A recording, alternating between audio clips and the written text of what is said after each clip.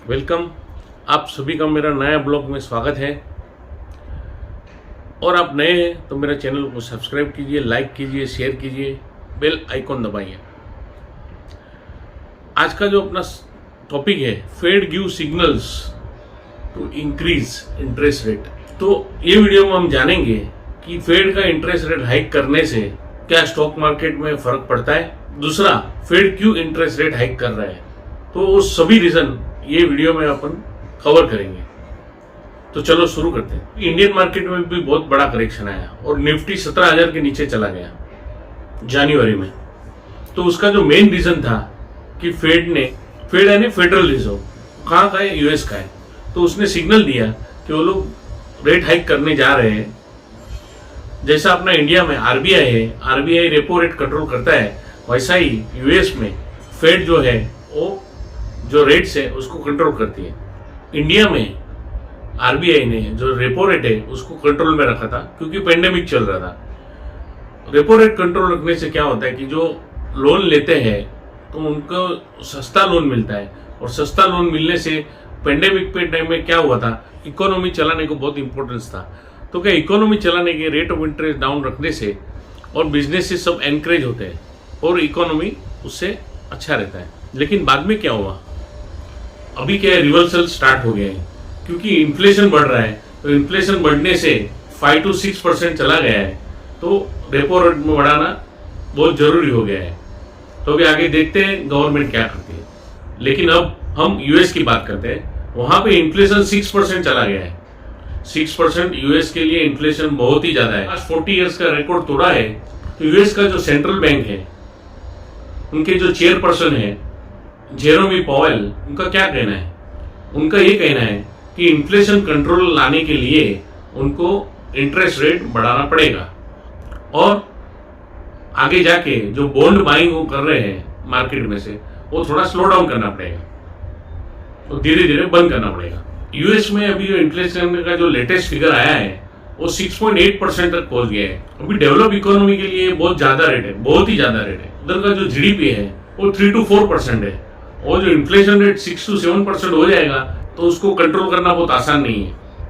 लेकिन इंडिया में क्या है कि 5 to 6% समझो इन्फ्लेशन है तो भी हम कंट्रोल कर सकते हैं क्योंकि अपना जो जीडीपी ग्रोथ है वो 9 to 10% है, तो ये मैनेजेबल है। जब इंटरेस्ट रेट डाउन जाता है तभी क्या मनी चीप हो जाता है, तो लोग विड्रॉ ज्यादा करते हैं, लोन ज्यादा लेते हैं, बिजनेसेस के लिए लोन ज्यादा लेते हैं और उससे बिजनेसेस रन होता है और मार्केट में कैश सर्कुलेशन बढ़ जाता है और लोग ज्यादा स्पेंड करते हैं। लेकिन जब इंटरेस्ट रेट बढ़ जाता है तो पैसा महंगा हो जाता है, तो लोग लोन भी उतना कम लेते हैं और उतना कैश फ्लो भी कम हो जाता है सिस्टम में, तो क्या है, स्पेंडिंग पावर भी कम हो जाता है और इन्फ्लेशन थोड़ा थोड़ा कंट्रोल में आता है। 2 रीजन से इन्फ्लेशन यूएस में बढ़ गया।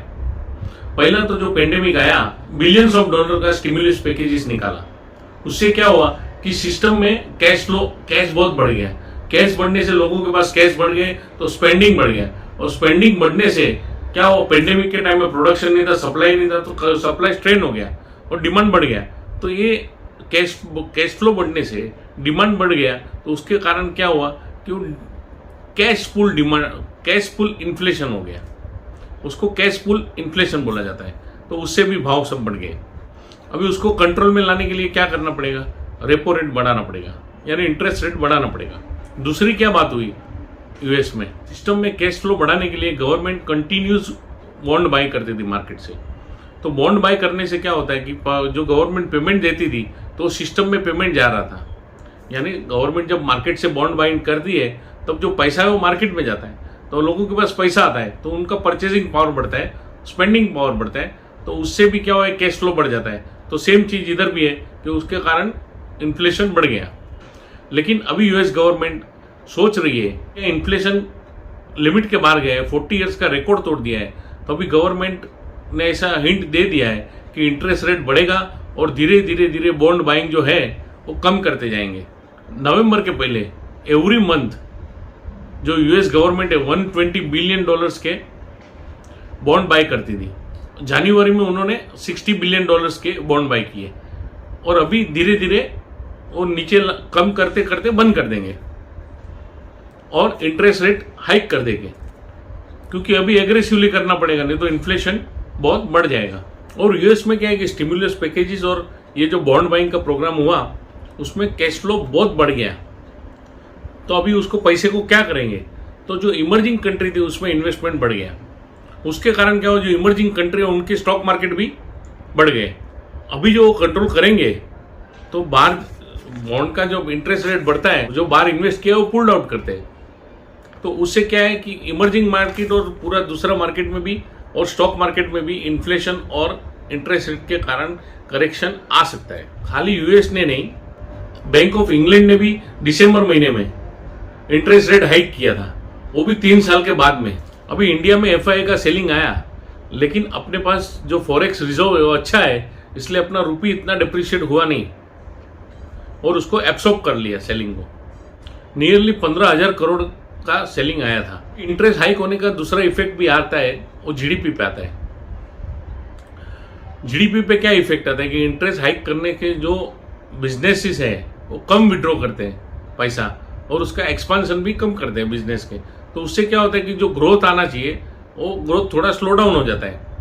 यूएस का जो ग्रोथ था प्रेडिक्शन वो 5.2 का था, लेकिन उसको जो इंटरेस्ट रेट हाइक करने वाले हैं उसके कारण उसका प्रोजेक्शन 4% किया है। और इंडिया में भी जो जीडीपी था, जो अनुमान लगाया था 9.5% का, उसको भी घटाकर 9% कर दिया है। तो आपको समझ में आ गया होगा इंटरेस्ट रेट हाइक करने से जो इन्फ्लेशन है उसको कंट्रोल में लाया जा सकता है। हमने देखा लास्ट वीडियो में, जो टर्की का वीडियो मैंने बनाया था, तो टर्की ने क्या किया, उल्टा किया कि उनके उधर इन्फ्लेशन इतना बढ़ गया था तो भी उन्होंने इंटरेस्ट रेट को उल्टा कम किया।